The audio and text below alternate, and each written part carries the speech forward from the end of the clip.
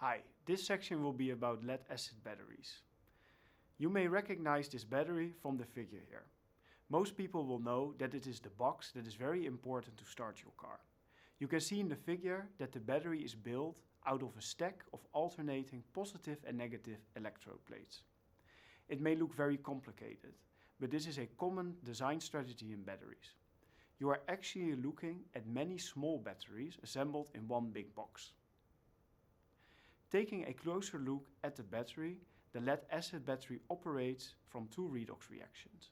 These reactions take place between two electrode plates, both within a sulfuric acid electrolyte. When we discharge the battery, the reaction will deliver energy. When we charge the battery, we have to do the reverse reaction, which will cost energy. When we discharge the lead-acid battery at one electrode, the anode, we will oxidize lead to lead sulfate. This means lead is giving up electrons. These electrons will go through the external circuit and go towards the other electrode, the cathode, where the electrons are taken by lead oxide to also form lead sulfate. The lead oxide is reduced in this reaction. I understand that this is all very condensed and complicated, so let's take a closer look at what happens at the different electrodes. Something that you may want to write down is that a reduction takes place at the cathode, electrons are taken up, and an oxidation takes place at the anode. Electrons are given away. Considering a discharge, we see here the redox reaction at the anode. The electrode where lead is oxidized to lead sulfate, and in the figure you can see that sulfate ions will move towards the lead electrode. Then lead will give up two electrons. These electrons can then be used to power a device or start your car. This redox reaction will occur at minus 0.356 volts, the reaction potential. We will come back later to why that is important. Looking at the cathode, we see the lead oxide electrode. When we zoom in on the lead ions, we see that they have a charge of 4+. Multiple things will happen at the same time. Those electrons that were used to start your car will travel further to this positive electrode, where they will combine with the lead-4 ions to make lead-2.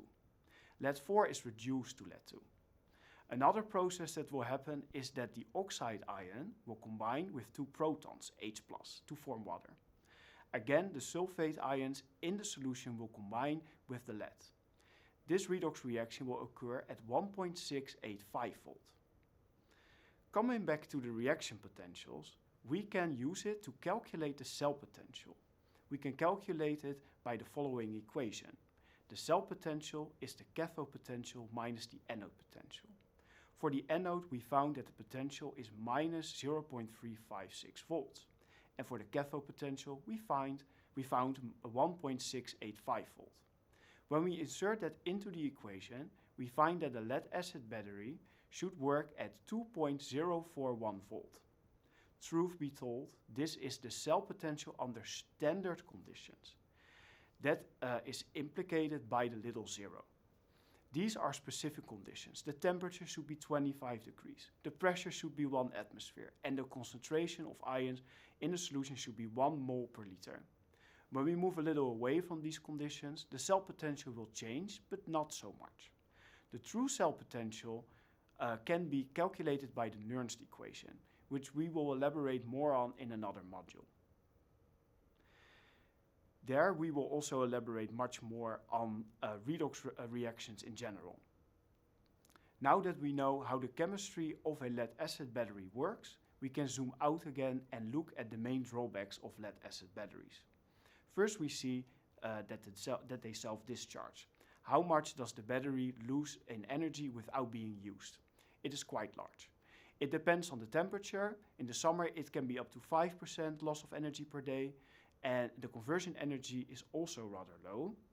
During discharge, we will still convert 90 to 95% of the chemical energy to electricity, but during charging, we will only get 85 to 95%. We would like to have these values very close to 100%. The lower discharge efficiency is mainly due to the production of hydrogen and oxygen. a common side reaction in this battery. In some older car batteries, it was therefore needed to degas the battery from time to time. Another problem is solvation. This is the formation of a salt-like substance that forms on the electrodes over time. This can be caused by over-discharge. A lead-acid battery can therefore not fully discharge. Coming back to the end of this video, it should now be clear that the lead-acid battery consists of mainly two components, lead and acid. Both have a reputation for being toxic and dangerous for humans and the environment. It may surprise some a little that these batteries are still permitted for such common use. All internal combustion engine cars still have them.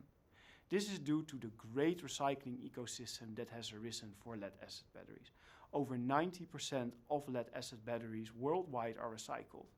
This has been mainly achieved by government regulation. And also, lead recycling is economically viable. The lead-acid recycling business is very much a mature example for other battery technologies. If one wants the future battery technologies to succeed, they should aim for a similar high recycling rate.